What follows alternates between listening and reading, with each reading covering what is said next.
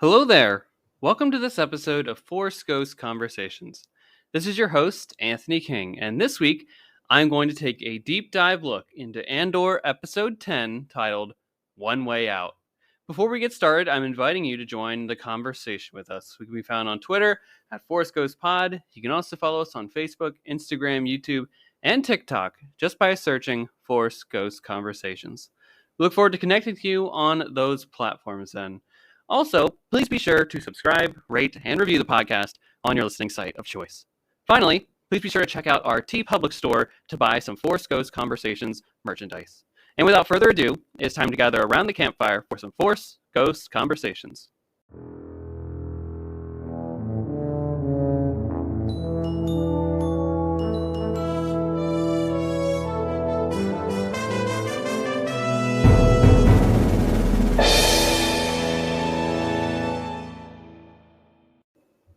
Welcome back, everybody, to another installment of Force Ghost Conversations. And boy, is this an action-packed podcast in store for you all. Andor Episode 10, Chef's Kiss, ladies and gentlemen. What a fantastic piece of Star Wars. We're going to get into all that discussion, the spoiler talk of it all, but you all know what time it is right now. Before we get into all that, it's time to take a rundown of the news that has taken place in the Star Wars and Lucasfilm galaxy over the last week or so. And first, we got a big, let me reiterate here, big news drop about The Acolyte. So first, Lucasfilm has officially announced that filming has started for the upcoming Disney Plus series, The Acolyte. Along with this news and a behind-the-scenes image on set, the studio confirmed the main cast for its first season. So joining the previously announced Amandla Stenberg, who is famous for the film The Hate U Give, are Emmy Award winner Lee Jung-jae from the Netflix series Squid Game, Manny Jacinto from Nine Perfect Strangers and The Good Place, Daphne Keane from His Dark Materials, the TV series, as well as the amazing film Logan, Jodie Turner-Smith, who was in Queen and Slim, a great movie in its own right, Rebecca Henderson from Inventing Anna, Charlie Barnett from Russian Doll, Dean Charles Chapman, who plays an incredible soldier in 1917, as well as, I believe, a Game of Thrones character, and finally, none other than Carrie Ann Moss, who is famous for her role in The Matrix. So additionally, a little spoiler territory here, but we got a little synopsis from Lucasfilm about The Acolyte. So here this is. If you don't want to listen, skip ahead maybe 15, 20 seconds. So forewarned on this one. The Acolyte is a mystery thriller that will take viewers into a galaxy of shadowy secrets and emerging dark side powers in the final days of the High Republic era. A former Padawan reunites with her Jedi Master to investigate a series of crimes, but the forces they confront are more sinister than they ever anticipated. That sounds incredible. Very much looking forward to The Acolyte and how it's going to basically merge these two eras together, the High Republic era and the era of the Jedi that we know in the waning days of the Republic, aka the Phantom Menace era. I believe this series is supposed to take place maybe 200 years. Don't quote me on that one. Before the Phantom Menace, or is it 60 years? I don't know why both numbers are popping up in my head, and I don't have the official number in front of me right now. But I know it's before the Phantom Menace, so just get that in your timeline for now. But this is going to be really incredible to see both the High Republic portrayed on screen for the first time. I've been a big fan of Phase 1 thus far. I haven't been able to jump into Phase 2 just yet because of grad school. It will be over one day soon enough. But this coming holiday break, I will certainly start diving into Phase 2 of the High Republic. And that is just a really wonderful, expansive world. The themes of what these characters go through in that series are spectacular, so I cannot recommend diving into that time frame enough. Speaking of the High Republic, happy book release week to The Art of Star Wars, The High Republic. Written by Kristen Baver, this coffee table book will provide you with insights into this expansive era of Star Wars, which is streamlined mostly by publishing initiatives. The art book will certainly help with providing faces to the many names and characters who we come across during Phase 1 of the High Republic series books and comics. So be sure to check out this new title as Phase 2 is now underway. And I can't reiterate enough, the High Republic is spectacular. So furthermore, you may have seen the cryptic teases this week on social media between Star Wars and Studio Ghibli, the famous Japanese anime studio. Eventually, it was later announced that a new hand-drawn animated short titled Zen, Grogu and Dust Bunnies will premiere on Disney Plus on Saturday, November 12th. The short was crafted by Studio Ghibli and features our favorite little guy, Grogu. Now, I have seen this short. It's only 3 minutes long, and from my opinion, it is absolutely beautiful and a charming little piece about kindness. Be sure to check it out this week. I hope for more collaborations between these two incredible studios in the future. Now, finally, I wanted to provide some congratulations to several members of the Star Wars family as they took home many awards at the recent Saturn Awards ceremony in late October. To start, Star Wars The Bad Batch took home the Best Animated Series award. Obi-Wan Kenobi also won the Best Limited Event Series award for streaming. Ming-Na Wen, our own Fennec Shand, won the award for Best Actress in a Streaming Series. And for her role as Reva, Moses Ingram won Best Supporting Actress in a Streaming Series. Lastly, our boy Hayden Christensen won Best Guest Starring Performance in a Streaming Series for his incredible reprisal of Darth Vader in Obi-Wan Kenobi. Congrats again to all of the winners, and I look forward to seeing more and more Star Wars in the awards show headlines as we head into awards season on the other side of the holiday break. So with that, everybody, that is all the news that I had compiled for this week. We will be back on the other side of this very short break to get into our discussion of Andor Episode 10. Stay tuned.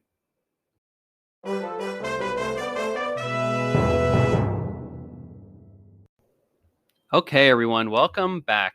And as alluded in the preamble, it's time to get into our Episode 10 discussion for Andor, the series and show overall that just keeps providing high quality content week after week.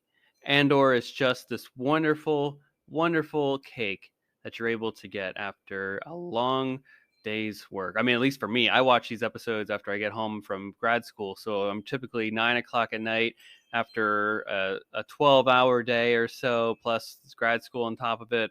And whew, what a reward at the end of all of that. It's just giving on all levels. And what I mean by that is you're getting a little bit of intrigue into the spy genre. You're learning so much about what it means to be in the dark times of the Empire's reign at this point. We're learning more about who Cassian is as a character, who are the supporting members around him that create the operative of Rebel intelligence that we find in Rogue One, a Star Wars story. Chef's kiss, truly incredible stuff.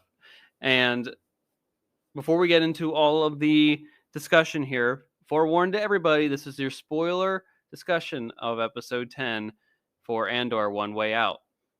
So if you haven't seen the episode, pause this podcast right now, go watch it on Disney Plus, and then come right back to this moment in time. Trust me, you don't want to be spoiled to the stuff that is going to pop up in this episode. So with that, let's get into the discussion here. It is directed by Toby Haynes and written by Beau Willimon. They've done the last 2 episodes together here, so this is really concluding, if you will. I imagine this is probably concluding it. This is concluding their 3-episode arc here, and perhaps with the last 2 episodes, those will start and conclude as season 1 comes to an end here. Another 2-episode quick mini arc. But overall, this has been some great stuff from this duo. I've really appreciated what they've done so far in this, and we're going to get to really some great highlights throughout the rest of this discussion here. So all I have to say at this point, ladies and gentlemen, is one way out. One way out. One way out. I'm chanting it as long with alongside the prisoners that are escaping, that are rising up together to overthrow this oppression, this tyranny that they are facing day in and day out. No one deserves to do what they are doing in this prison here, this unjust nature of what they're being thrust into. It is just what an incredible episode, everybody, and let's get right into it. We pick up the story right after Kino Loy seemingly makes his commitment to joining Cassian's cause to escape the prison, right? Remember, no, never more than 12, as he concluded in the previous episode, episode 9. But Cassian does his best to pull him in a bit more. He says, power doesn't panic. 5,000 men are about to find out that they are never leaving here alive.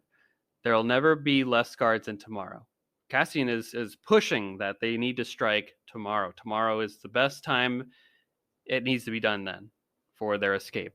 He's quite convincing to me, at least, that they need to move forward with their operation as soon as possible. But Kino seems a little hesitant. The plan works around the idea of the new man coming around, right? Olaf passed in the previous episode. That was really the impetus for all of this progression here.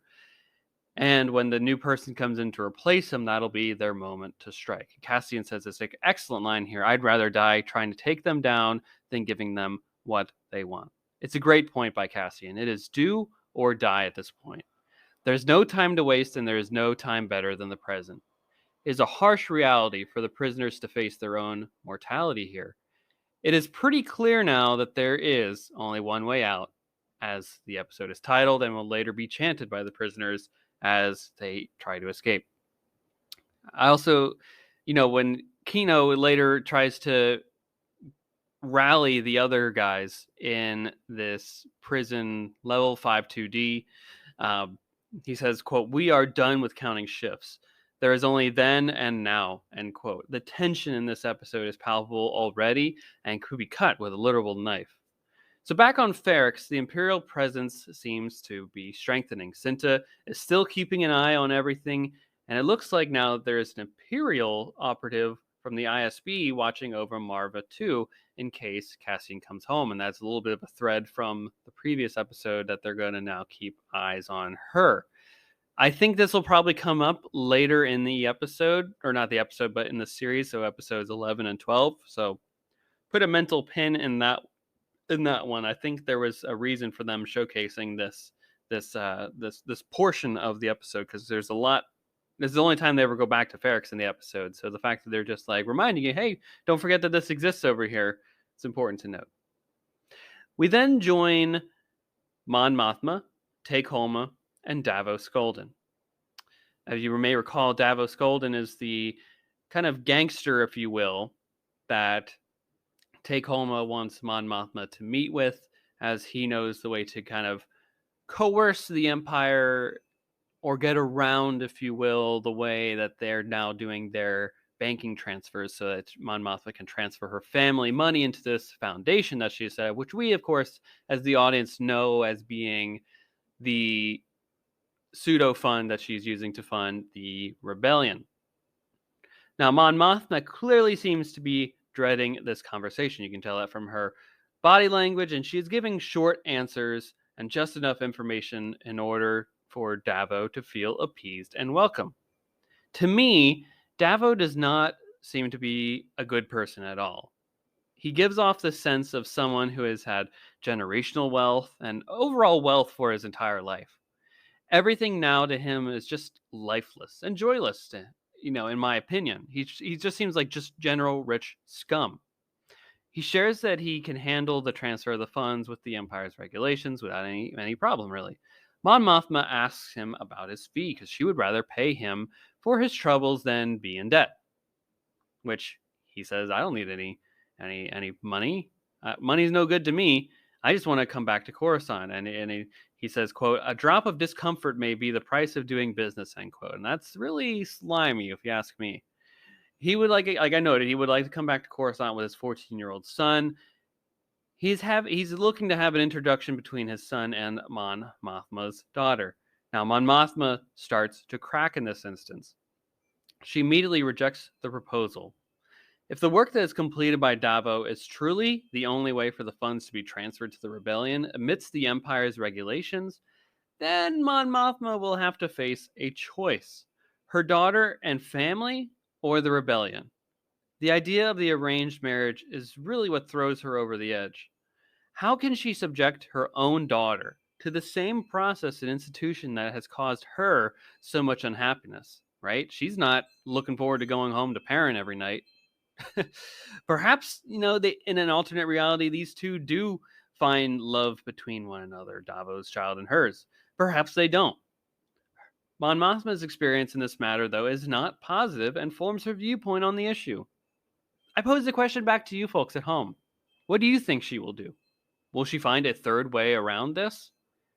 I think that the choice may only be black and white, though. It's hard to say. We'll have to find out what happens in the last two episodes here. Now, it looks to me, you also get like a little brief instance clip here at Luthen's Antiquities Den, and it looked to me like there was that headdress that Padme wears when her and Anakin travel as refugees in Attack of the Clones, and that's a pretty cool Easter egg, if you ask me, especially as someone that has an unabashed love for Episode 2, Attack of the Clones, and what it did for me as a kid. Now, I like how the prisoners are literally using the tools that the Empire provided them for their own salvation and survival. I find that oddly poetic and ironic at the same time. Cassian keeps working on that water pipe in the bathroom area from the previous episode. The plan is starting to make sense and to come together as to what they were trying to do. He's filing away at it, making ever so slowly progress, am I right? The pipe is surely fastened tight. The quick cuts in this sequence from a filmmaking perspective are really effective in adding to the stakes, the tension, and the drama of this scene. The water leak floods the floor eventually, and in a brilliant move, it short circuits the floor when the prisoners start fighting back and the prison guards turn on the floor charges, right? They want to basically electrify them all, but they're unable to. This act of rebellion starts with a faked fight among prisoners as the new man comes down the lift. Cassian puts a rod into the lift to halt its progression, and then the prisoners begin to fight back, throwing materials at the guards, climbing up the walls. The most dangerous thing is when people have nothing left to lose. At that point, they have nothing to fear, even death. That gives them an advantage over the guards here, who are terrified of the prisoners. The uprising of the prisoners is so powerful to me. They're literally pulling themselves up from the brink of nothing, rising above tyranny, above oppression. It's truly inspiring.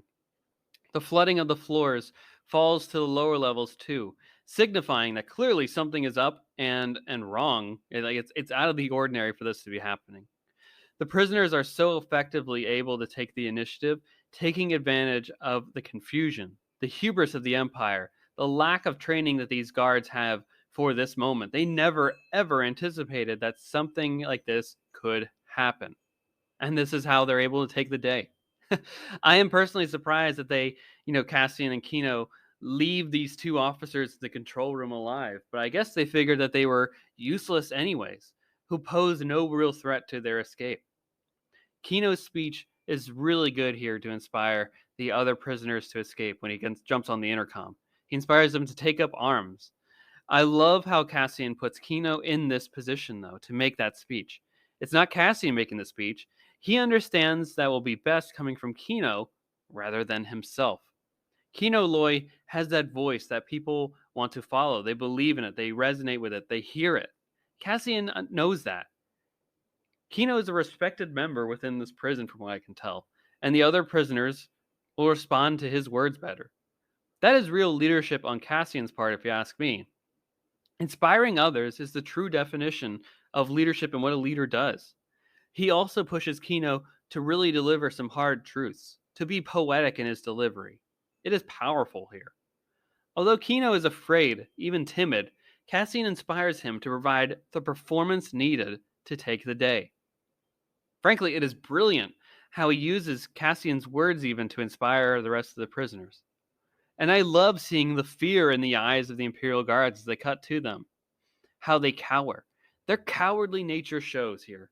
And it is true what they say. The Empire, or not the Empire, but the Emperor has no clothes. You know that old adage? Yep. Perfect here. The only way to jump into the water is to, or I should say, the only way out, right? One way out. The only way out is to jump into the water that surrounds Narkina 5 and to swim to shore. Heartbreakingly, at this moment in time when they're all literally on the edge, Kino Loy shares that he can't swim. It's ironic that he got this far only to be stopped by a skill that he does not possess. And I wonder if he tries swimming, does he get pushed into the water like Cassian does? I am so hoping that this instance isn't the last that we see of Kino Loy. Now, perhaps it isn't. Perhaps it is. But at least he went down fighting one way or another. He wasn't going to be a pawn for the Empire for the rest of his existence until he gave his last breath. He gave his last breath on his own terms as a free person, if this is truly the last time that we see him. Back on Coruscant, Luthen meets with Lonnie. You may recall Lonnie as being the ISB agent who is actually a turncoat for the rebellion. Me and Mrs. Forsko's conversation surmised earlier in the season that perhaps he may be a turncoat for the rebellion, which has now come to pass. Lonnie shares information that the ISB is looking for. Well, he shares information that the ISB is looking for Luthen and Cassian Andor, trying to connect the Aldhani incident to this Axis character, which we know as being Luthen. He notes that the Krieger incident and how the ISB is going to take him out. And Luthen shares that Lonnie is worth more than Krieger, right? They could easily tip Krieger off that this is going to happen, but then they would know that there's someone inside sharing this information with the rebellion. And at that point, a voice in the ISB room is more important than another rebel cell. It is a powerful and harsh choice that Luthen has to make. And Lonnie certainly has doubts about his role in the rebellion. He's a father now, and he's scared of the repercussions of doing what he is doing. Being a double agent is lonely, it's hard. Lonnie has profited greatly from Luthen's information, and unfortunately, he's trapped. That's kind of the nature of the sacrifice of this pact that he's made with Luthen. He's climbed up this Game of Thrones ladder, if you will, to get to this boardroom in the ISB where he has a voice, where he has an opinion, where he's privy to these details and information that he's able to share with Luthen. And then Luthen gives him some tidbits every now and then so that the scent is kind of taken off his trail. And I get 100% that it's a scary time, especially when it becomes more complicated now when you add family matters into the mix. So he cannot leave the ISB, and it's a difficult reality, but it's one that he is stuck within. Lonnie asks Luthen about sacrifice, and what has Luthen sacrificed? And ladies and gentlemen, Luthen responds with the thesis of rebellion. And I'm going to read it verbatim here because it is just so dang powerful. And when he's asked, what have you sacrificed? He says, calm, kindness, kinship, love. I've given up all chance at inner peace. I've made my mind a sunless space. I share my dreams with ghosts. I wake up every day to an equation I wrote 15 years ago from which there's only one conclusion. I'm damned for what I do. My anger, my ego, my unwillingness to yield, my eagerness to fight. They've set me on a path from which there is no escape. I yearned to be a savior against injustice without contemplating the cost. And by the time I looked down, there was no longer any ground beneath my feet. What is my sacrifice? I'm condemned to use the tools of my enemy to defeat them. I burn my decency for someone else's future. I burn my life to make a sunrise that I know I'll never see. No, the ego that started this fight will never have a mirror, or an audience, or the light of gratitude. So what do I sacrifice? Everything. Luthen has sacrificed everything for the rebellion and for a future, a reality, whatever you have it, something he will probably not see. Basically, a free and just galaxy. This is amazing work by Beau Willimon to craft this manifesto together. Honestly, I wouldn't be surprised if this speech and the performance that Stellan Skarsgård gives in this moment, his delivery of it all, if that doesn't propel him into a position of award contention this coming season. And I sure hope so. You could literally talk about any aspect of this stuff. It's all well written. It is brilliant. You could put this on a poster, frankly, and just hang it on there. And it is the manifesto for any rebellion and for the folks that are trying to fight for a better tomorrow. I share my dreams with ghosts.